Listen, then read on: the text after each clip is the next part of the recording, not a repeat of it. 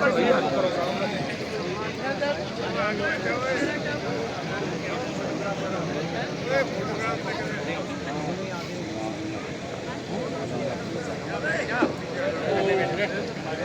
भारत माता की जय, भारत माता की जय।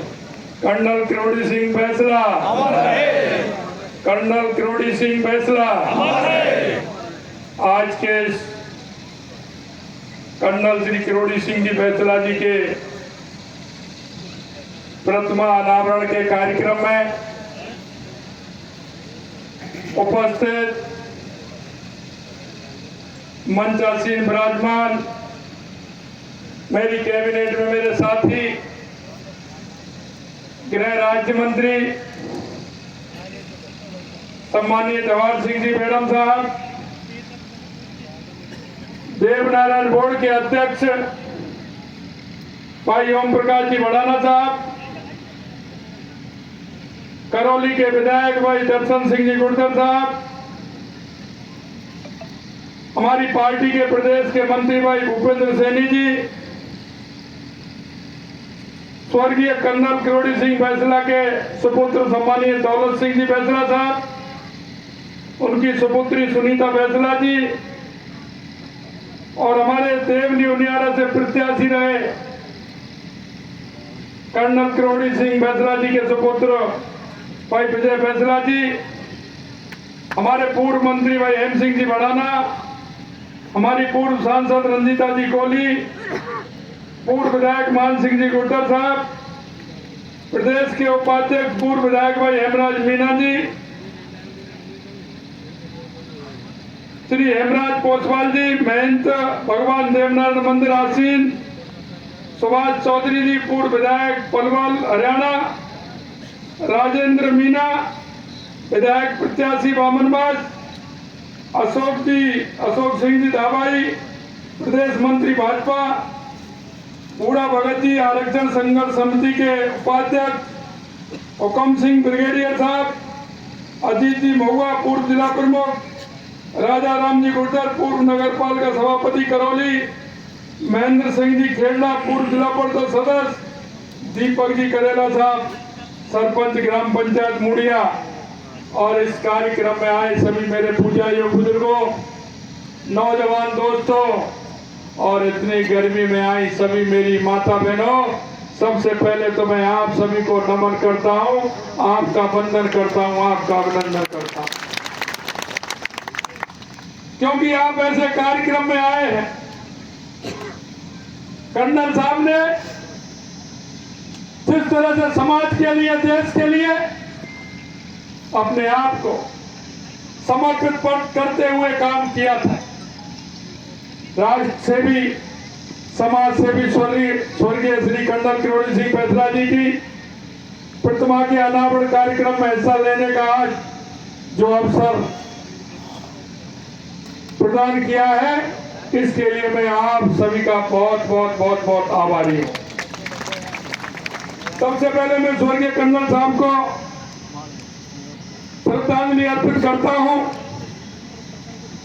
और आप सभी से कहना चाहता हूं, जिस जीवनता के साथ कर्नल साहब ने देश और समाज की सेवा की, हमें उससे प्रेरणा लेनी चाहिए, उससे प्रेरणा लेनी चाहिए। कर्नल साहब का उद्देश्य इस देश के लिए था, समाज के लिए था, और मेरे पिछड़े हुए उस गांव के लिए था जहां गांव में शिक्षा और चिकित्सा की आज भी आवश्यकता है। मैं आपसे कहना चाहता हूं मेरे भाई और बहनों, जिस तरह से कर्नल साहब ने एक गांव से निकल करके दुनिया को देखा, उन्होंने आगे चल के जिस तरह से अपने आप को और अपने आप के विचार को बढ़ाने का काम किया, मैं मुड़िया की माटी को भी नमन करता हूं, जिसने कर्नल साहब जैसे राजपूत और समाज सेवक को जन्म दिया। देश में समय समय पर ऐसी विभूतियां जन्म लेती हैं जिन्होंने अपना जीवन देश और समाज के लिए समर्पित कर दिया। ऐसी विभूति हर तरह की चुनौतियों को पार कर, खुद को खपाकर समाज को मजबूत करने का काम करती हैं। कर्नल साहब उसी विभूति में से एक थे। उनका जन्म एक साधारण परिवार में हुआ, लेकिन उन्होंने अपनी लगन और अपनी मेहनत से एक ऊंचा मुकाम हासिल किया। और आपको पता है, कर्नल साहब का जीवन सेवा को समर्पित रहा। पहले देश सेवा और फिर समाज सेवा का काम किया और गांव के हर व्यक्ति को एक दिशा देने का काम कर्नल किरोड़ी सिंह बैसला जी ने किया। कर्नल साहब में राष्ट्रभक्ति का भाव कितना कूट कूट कर भरा हुआ, इस बात का अंदाजा इस बात से लगाया जा सकता है कि शिक्षक के रूप में नौकरी मिलने के बाद भी वो उसे छोड़कर सेना में भर्ती होने का काम किया। मेरा मिलना होता, कभी कभी मिलते थे तो उनसे बात होती थी। अगर आधा घंटा उनके पास बैठने को मिलता था तो उससे कुछ ना कुछ लेकर के जाते थे, उनसे कुछ ना कुछ सीखने को मिलता था। एक बार साधारण रूप से बैठे हुए थे, उन्होंने एक बात मेरे से कही थी। वैसे वो हमने आपने सभी ने किताबों में पढ़ा है, लेकिन उनका वो ध्येय वाक्य था। उन्होंने कहा, घर परिवार के फायदा के लिए अगर गांव का फायदा हो तो अपने घर परिवार का फायदा छोड़ देना चाहिए। अगर क्षेत्र का फायदा हो तो गांव का फायदा छोड़ देना चाहिए। अगर तहसील का फायदा हो तो क्षेत्र का फायदा छोड़ देना चाहिए।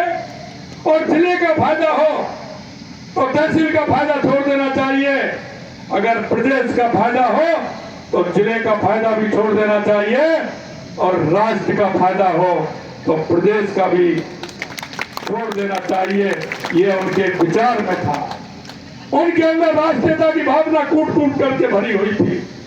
मैं इसलिए कहना चाहता हूं, कर्नल साहब को छोटे स्वरूप में हम नहीं बांध सकते, क्योंकि उनका वो विकास स्वरूप विराट स्वरूप जिन्होंने देखा, क्योंकि उनकी जो सोच से बड़ा होता है व्यक्ति, उनकी सोच किस तरह की है, उनकी राष्ट्रवादी सोच थी और वो भारत माँ को हमेशा अपनी सोच से आगे लेकर के चलते थे।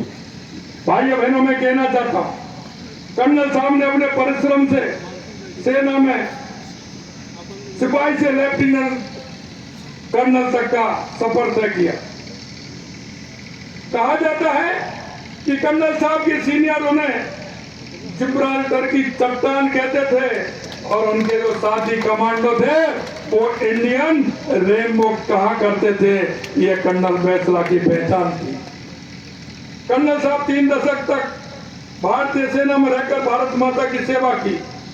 उन्होंने 1962 में चीन, 65 तथा 71 में पाकिस्तान के खिलाफ लड़ाई में भी वो आगे रहे।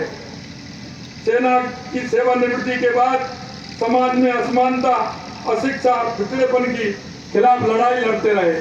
उन्होंने समाज की दिक्कतें और चुनौतियों को निकट से देखा है, क्योंकि काम से निकले हुए व्यक्ति उन सारी बातों को जानता है, सभी को समझता है।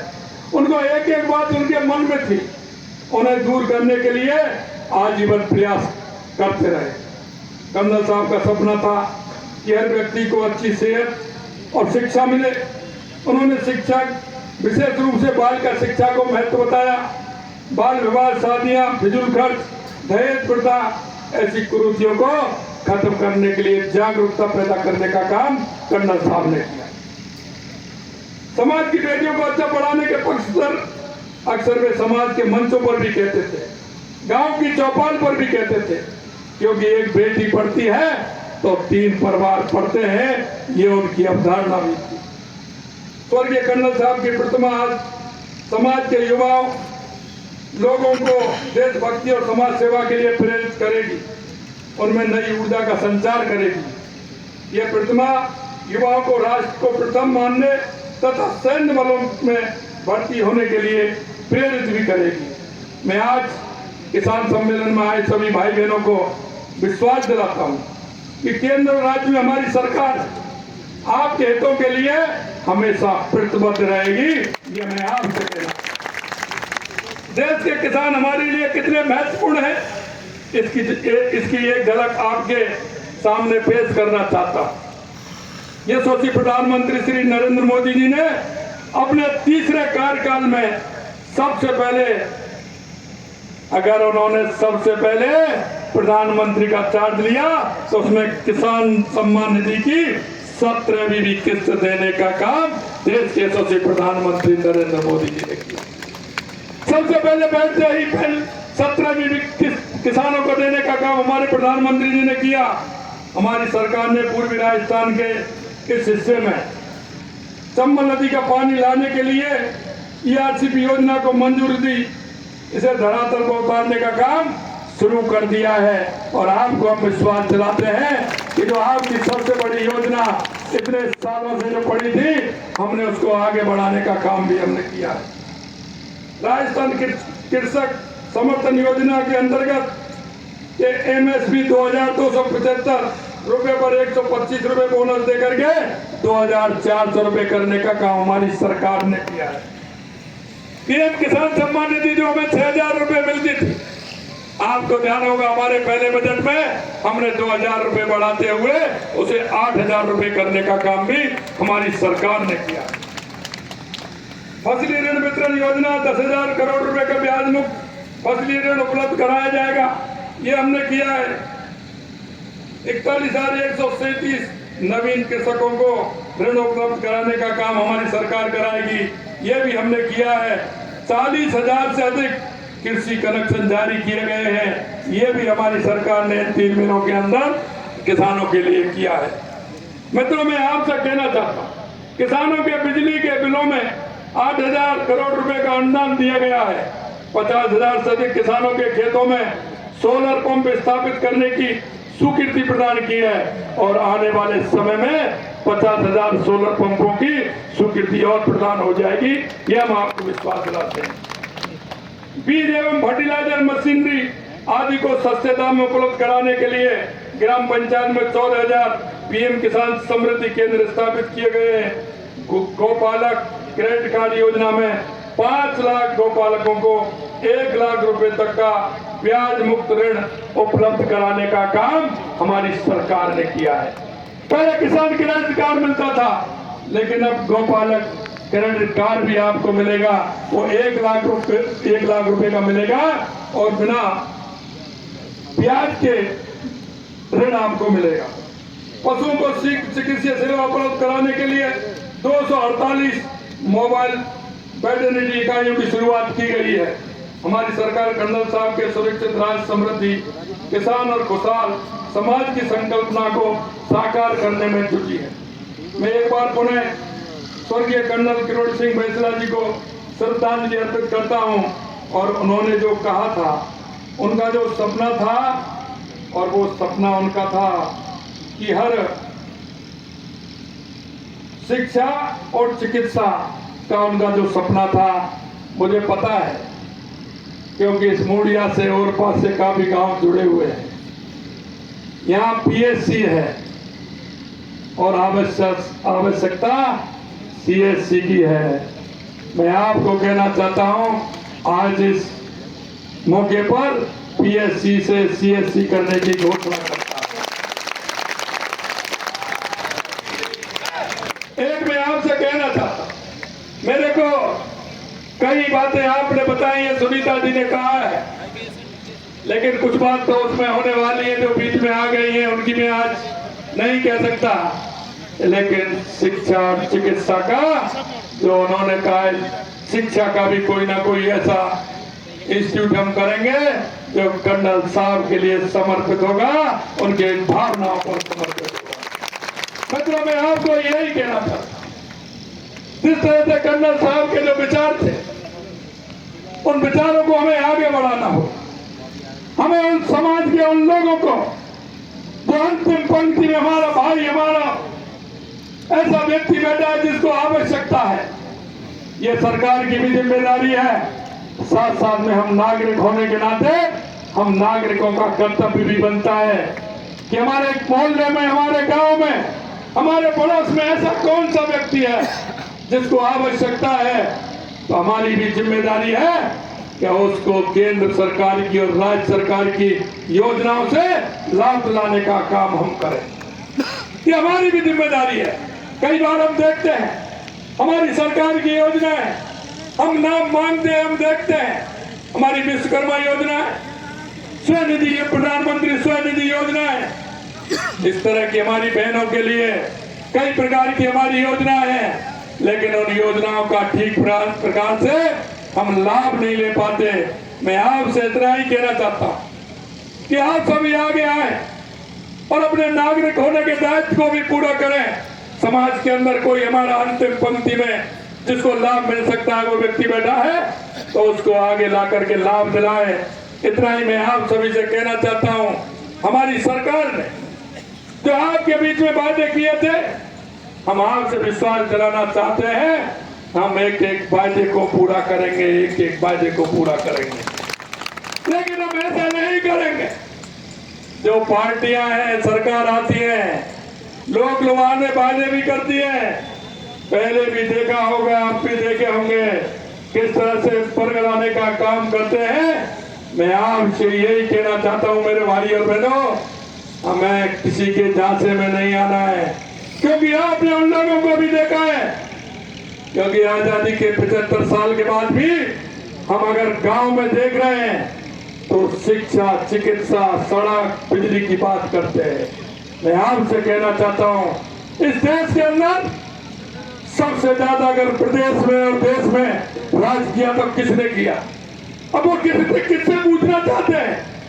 उन्होंने उस गांव की दूरी और शहर की दूरी को बढ़ाने का काम क्यों किया? उन्होंने उस गांव में अगर वो सारी व्यवस्थाएं होती तो आज वो इतने बड़े पहाड़े को छोड़ करके 15x30 के उस मकान में या उस फ्लैट में रहना कोई पसंद नहीं करता। वो इसलिए कि उसको गांव में शिक्षा से लेकर चिकित्सा के लेकर के उनकी पूर्ति नहीं होती है, इसलिए वो शहर में जाता है। अगर हम कहना चाहते हैं 70 साल में उन लोगों ने क्या किया, आपके बीच में आए तो उनसे पूछना चाहिए। मैं आपको कहना चाहता हूं, इस प्रधानमंत्री ग्राम सड़क योजना के नाम से हमारे यशस्वी प्रधानमंत्री स्वर्गीय अटल बिहारी वाजपेयी जी ने प्रारंभ किया, और आज धीरे धीरे आप देख रहे हैं एक एक काम को सड़क से जोड़ने का काम भारतीय जनता पार्टी ने किया। भारतीय जनता पार्टी ने। आज हम चिकित्सा की बात करते हैं।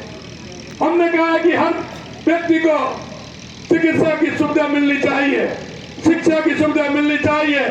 हमने कहा हर व्यक्ति को नल से जल मिलना चाहिए। आप देख रहे हैं जेजेएम के अंदर कितना केंद्र सरकार से पैसा आया, या तो वो पैसा लगा नहीं, लगा तो भ्रष्टाचार की भेंट चढ़ गया। मेरे उस किसान भाई को, मेरे उस गांव के उस व्यक्ति को पानी पहुंचाने का काम नहीं किया। और आप देख रहे हैं पानी का सोर्स पहले नहीं देखा, और मेरे गांव की सड़क खोद करके डाल दी और उसमें पाइपलाइन डाल दी। गांव में पानी भी नहीं जा रहा है और मेरे गांव की सड़क भी तोड़ने का काम पूर्ववर्ती सरकार ने किया। मैं आपसे इतना ही कहना चाहता हूं, आप विश्वास रखिए कि हमारी सरकार ने एक एक काम किया है। वादा जो आपसे किया उसको पूरा करेंगे। और आपने ये भी देखा होगा प्रधानमंत्री जी ने दीनदयाल ज्योति के नाम से हर गरीब को बिजली का कनेक्शन देने का काम किया है। मैं आपसे यही कहना चाहता हूं, हमारी जो मूलभूत सुविधा है उनको करना आवश्यक है। हमारे उस व्यक्ति को अगर उसका लाभ मिलेगा तो उसका लाभ उसका बेटा भी लेगा, बेटी भी लेगी। हमारी बेटी भी आगे बढ़ेगी और हमारा बेटा भी आगे बढ़ेगा। मैं आपसे यही निवेदन करना चाहता हूं, आज के दिन कर्नल साहब के प्रतिमा अनावरण के कार्यक्रम में आप सभी से इतना ही अनुरोध है कि आप आइए, साथ चलिए और हम आप साथ चलें और हमारे इस प्रदेश को मजबूत बनाएं, हमारे गांव को मजबूत बनाएं, हमारे क्षेत्र को मजबूत बनाएं। इतना ही मैं आपके बीच में रखना चाहता हूं। आप सभी लोग इतनी बड़ी संख्या में इस गर्मी के समय में आए, आप सभी को मैं बहुत बहुत धन्यवाद और साधुवाद देता हूं। आप सभी को बहुत बहुत धन्यवाद। नमस्कार, जय हिंद, जय भारत। धन्यवाद माननीय मुख्यमंत्री जी।